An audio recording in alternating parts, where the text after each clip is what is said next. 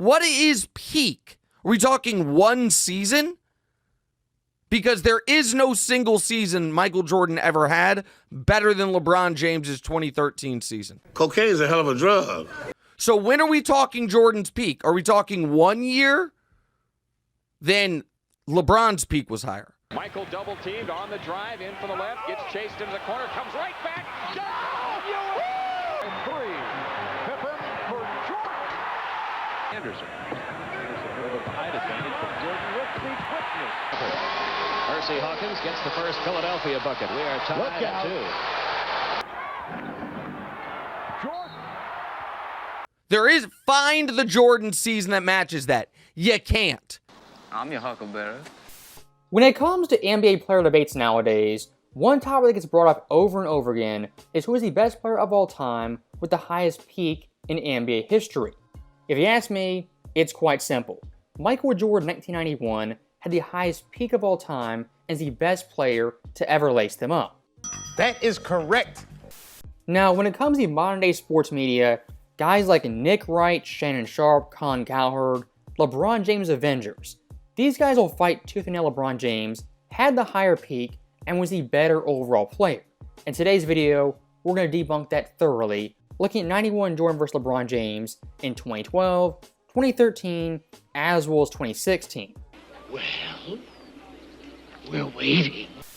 So when discussing basketball at the pro level, really at any level, the most important skill and trait is putting the ball in the basket. And looking at Michael Jordan, the greatest scorer who ever lived.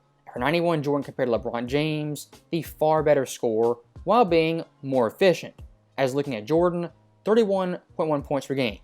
LeBron 2012, 30.3, close with no cigar, 2013, 25.9, and 2016, 26.3. And looking at true shooting percentage, Michael Jordan's percentage, exactly 60.0.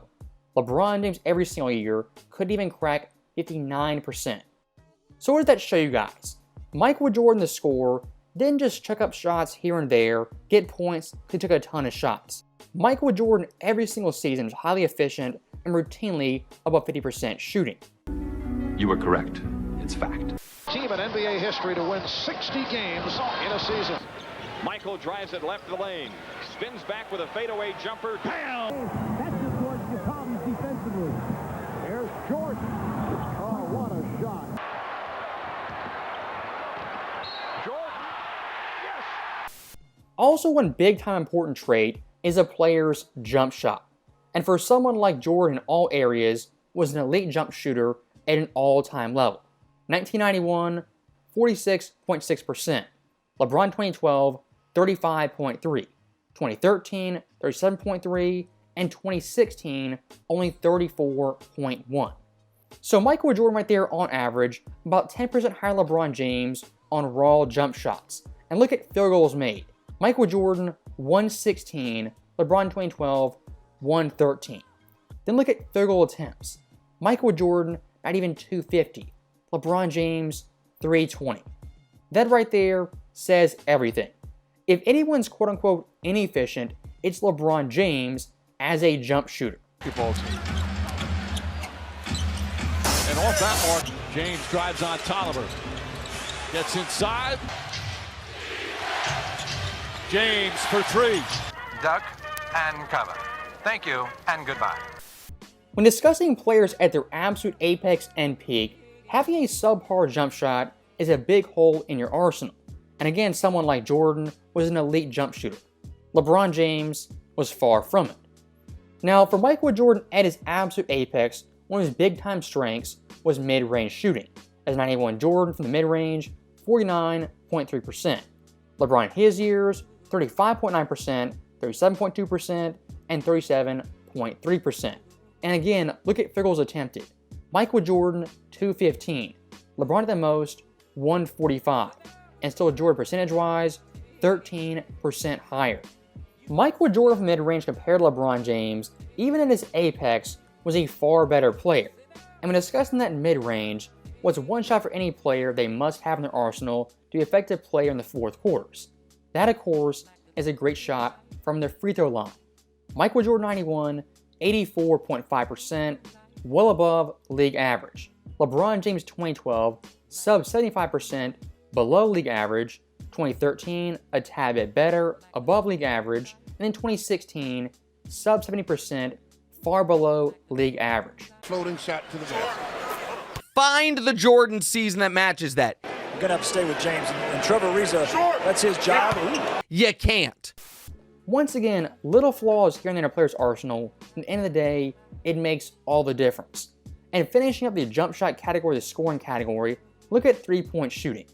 Michael Jordan in this area wasn't his expertise when he shot threes, made him an effective rate, as 91, 38.5%. LeBron 2012, 25.9%, 2013, 38%, and 2016, only 34%. Now, the one thing I will say in LeBron's defense, his volume right there is far higher than Jordan's. But here's one detail I will add in there.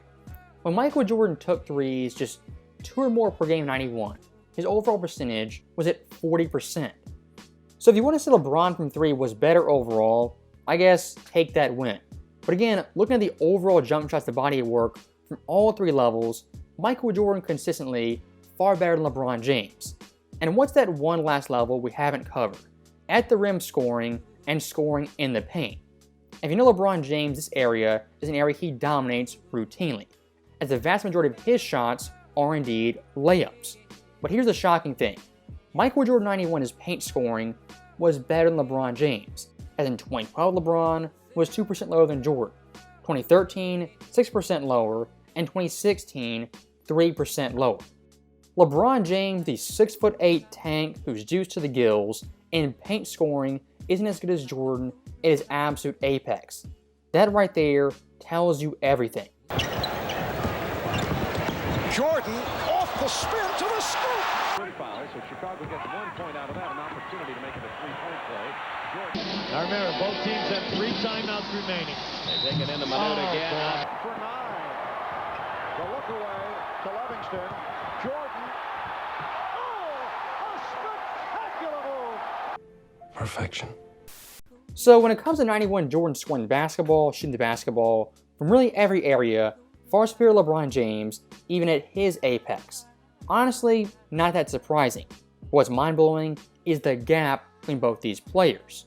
Now, one more thing I do want to focus on is LeBron and Jordan as passers and playmakers at their apex, as LeBron routinely is called Magic 2.0, when in reality, it couldn't be further from the truth. As looking at 91 Jordan, on average, 8.4 dimes. LeBron 2012, 5.6.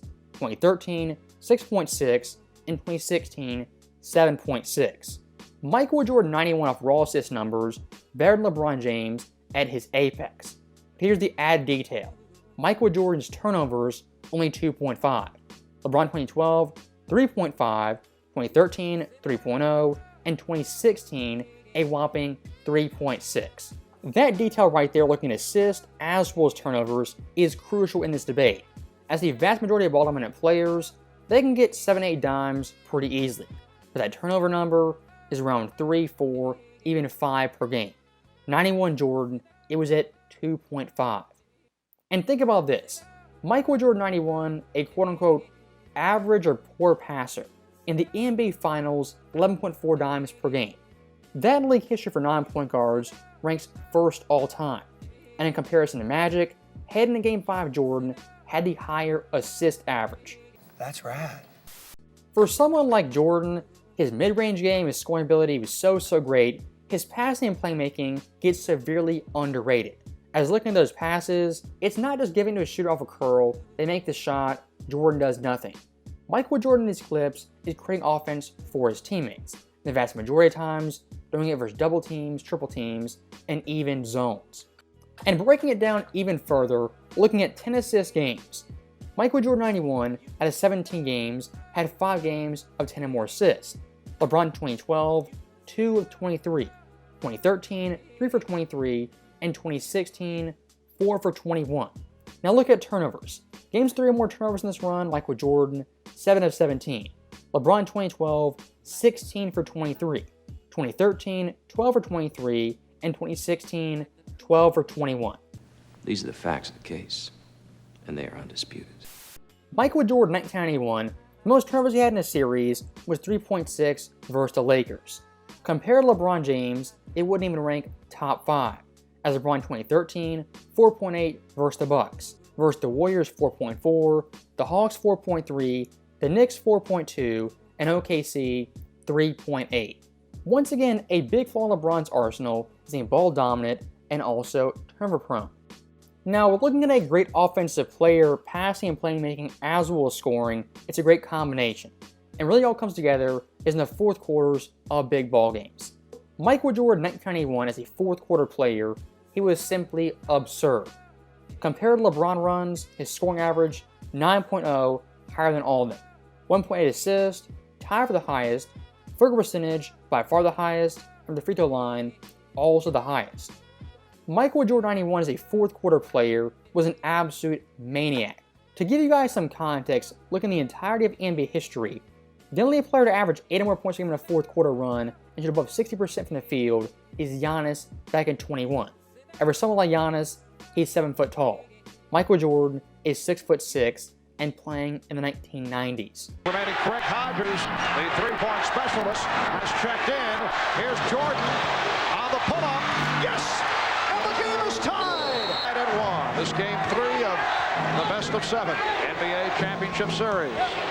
Here's Jordan. Yes! In overtime. The spin by Jordan and hits on the reverse. Shots, they were able to settle down. They closed strong in the third to get back into it, and they now lead 102-96.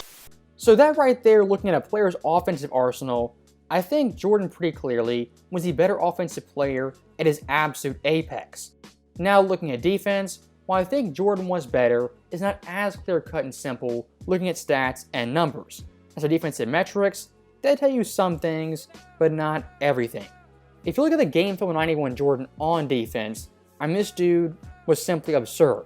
Versus someone like Magic in the finals, a 6'9" point guard, picking him up full court every single possession. Versus Philadelphia and Hershey Hawkins, an elite shooter, going around screens and picks routinely, side-to-side movement that was relentless. Also one of Jordan's big-time skills, getting the passing lanes, getting deflections, and easy buckets on the fast break. And last part of his arsenal, great help side defense, weak side defense, blocking shots at the rim or in the paint. Cheeks, nowhere to go. Finally gets it to Wilkins. Jordan all over him. That is. I'm telling you what, he's in his back pocket. He certainly did. Michael Jordan took over the game in New York last Tuesday. That's a steal. 4 seconds to shoot for Philadelphia. Anderson knows it. Stripped away 2 at the buzzer. They anticipate them working out. Pressure now put on by Chicago. Jordan, Gwinnett, no place to go. Jordan says. Right side, Van de Way. Van de Way, Jordan knocks it loose and steals the ball from. So look, when it comes to defense, yes, it is subjective, but looking at Jordan at his peak, in no way was he a below average defender, even average defender, as most nights, the best defender on the court out of either teams. And again, looking at that NBA Finals, on certain plays, certain possessions, guarding Vlade Divac, a 7-foot center. I repeat that, guarding Vlade, a 7-foot center. At the same time, contrary to popular belief, the primary defender on Magic, games 1 through 5. Defensively on Magic, that big switch before game 2.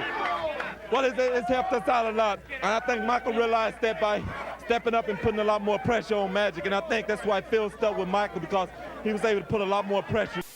Now look, when it comes to modern day basketball fans, one thing they all love or obsessed with is advanced metrics. Now for someone like Jordan in the 90s, things like PR, win shares, offensive box plus minus, in his era, he didn't know what they were, couldn't care what they were. And despite that, these numbers dominates LeBron James year in and year out. As 91 Jordan's PR, 32.0. LeBron 2012, 30.3. 2013, 28.1. And 2016, 30.0. Look at win shares average. Michael Jordan above 0.30. LeBron James 12 through 16 below that every single season. Then things like box plus minus, offensive box plus minus, then defensive box plus minus. Michael Jordan in every category, better than LeBron James at his absolute apex. So look, when it comes to 91 Jordan, his peak, his apex, it's simply untouchable. Compare LeBron James as a two-way player, a jump shooter, an all-around player. Michael Jordan, he was simply better. And that's one thing I always love to hear. You know, LeBron James, the better, quote-unquote, all-around player. That right there, I don't buy it. And look at the numbers. Michael Jordan's combined points, assists, rebounds, steals, blocks, and turnovers compare to LeBron James significantly higher. 91 Jordan, 47.2. LeBron 2012, 44.7. 2013, 40.5. And 2016, 43.3. If you say LeBron James is a better all-around player, what's your proof? The eye test, the stats, numbers, the advanced metrics simply do not back it up. When it's all said and done, 91 Jordan is the best peak in league history, looking at all areas, accolades, championships, advanced metrics, the eye test, jump shots, really anything. And compared to LeBron James, I don't think it's that close. So that right there is the end of the video, and to restate very quickly, for someone like Nick Wright on a national platform, he makes these bold claims proclamations virtually every single month. And we dive into it pretty deep, Nick Wright's claims, while audacious, in the end, simply are not true. As always, thank you guys for watching, hope you enjoyed it. I'll see you next time.